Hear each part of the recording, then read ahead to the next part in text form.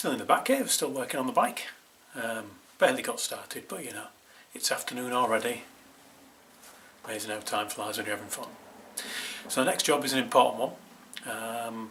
I'm going to be checking the cooling system. So in the last video I did a quick thing on how to check the coolant level, because there's reasons that coolant level can go down. One of them is leaks. So before I start changing the coolant, I'm going to make sure that I haven't got any leaking hoses.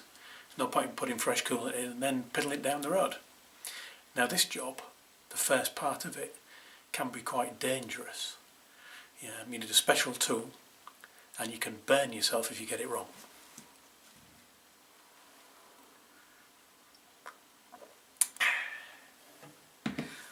So that first job done, let's get on with the easy stuff. So to check the cooling system isn't too difficult. I'm going to make a bigger job of it than technically I might need to, but that's because I'm moving on to something else anyway and makes it easier if I start taking bits off the bike.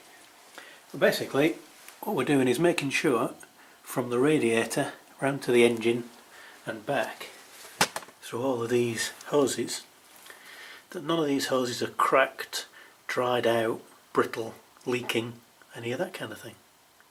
And to make my job easier, I'm going to start by taking off the lower fairing, or the belly pan, depending on what you want to call it. The belly pan on the Z1000 is in two parts, held together with them nasty little plastic fairing clips. The ones where you pop the middle out. The bottom one, I always find a little bit of a pest.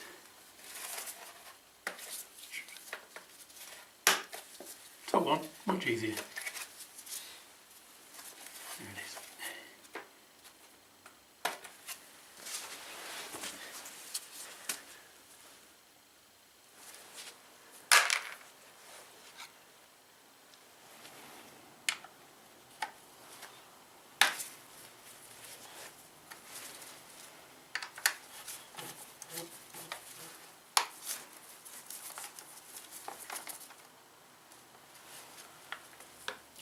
That's one side off. This always confuses me when I start to put it back on. It always feels like it should be that way up and on the other side. But no, it's that way. And it's disgustingly dirty. And the key things with these plastics, never leave them on the floor. Because if you accidentally sit on that, you'll be crying.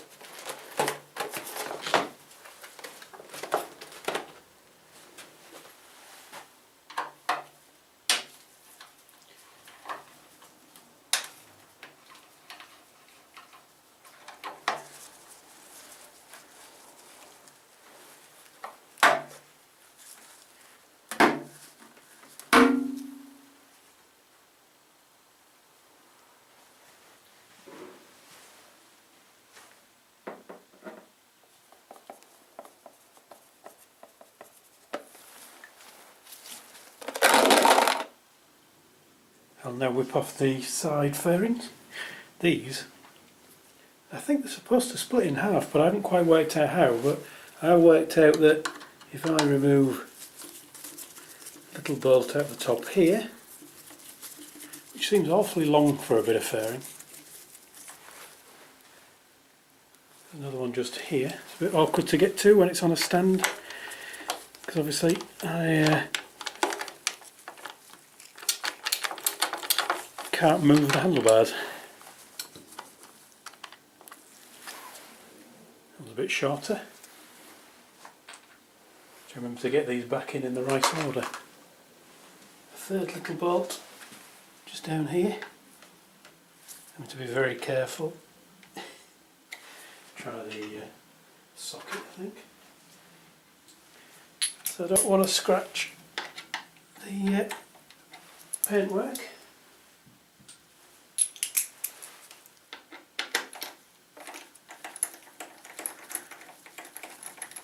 This one's even longer still.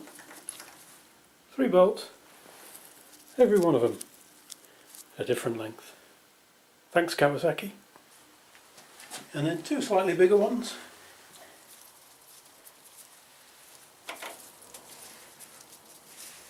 They both seem to be the same.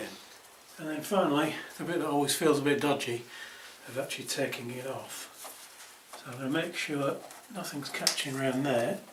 And somewhere in here, there is a clip. One of those you don't want to break.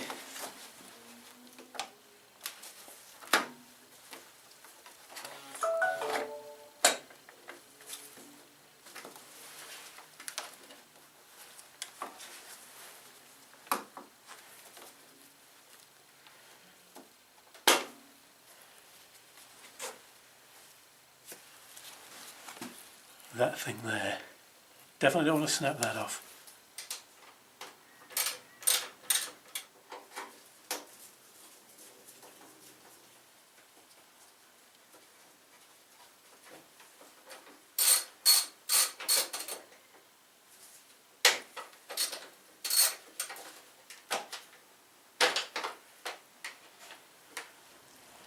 We've now got a much better view of everything that's going on there.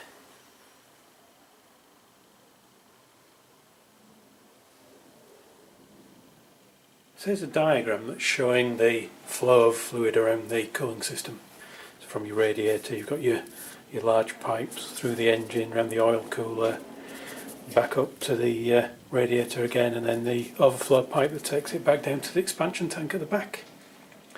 And everywhere where there's a connection or a hose just needs a quick visual check or a check with the fingers.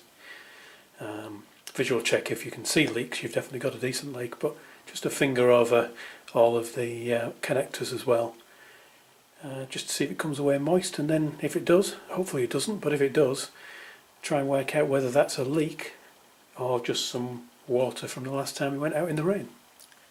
I'm going to start at the front of the bike from the radiator. So I'm first checking this hose, which connects from the bottom of the radiator down to the bottom here. So this is a hard pipe part of the machinery. Here's where the connector is. So it's this pipe here. This is quite a soft rubber pipe. It's got this cover on which I can slide up and down. So I'll slide it up to the top first, and I'm just checking, is that loose? Is that clip corroded? Is it liable to fall off? Is it nice and flexible? Is it clean and dry? Well, it's not clean, it's covered in dirt, but it's not covered in coolant. Any signs of cracks or fraying on here, and there's nothing at the bottom. And then the same again at the top, so nothing leaking, it's still well attached, everything's good and tight, and it's nice and flexible. Tricky to see that behind the the crash protector, but just squeezing it basically, feeling, does it feel like a soft supple pipe? And it does, so that one at least is fine. This one, by the way, very important when it comes to doing a coolant change.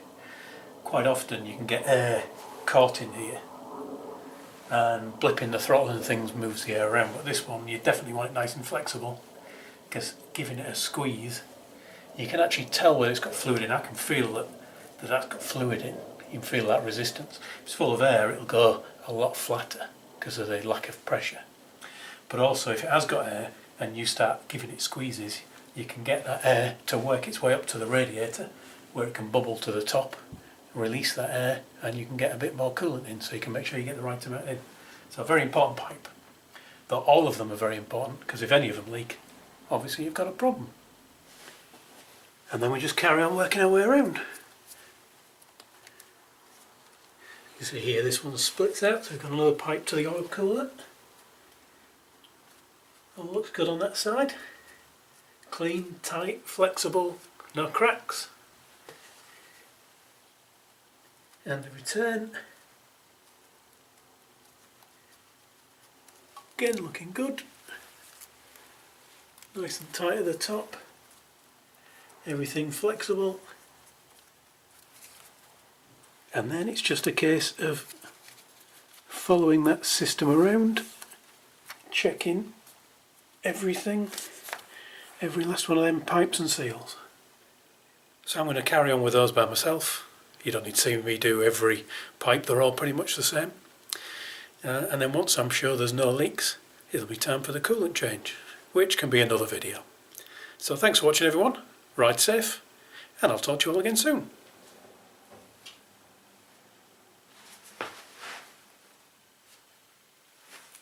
Forgot to mention, very important to check the radiator for leaks too.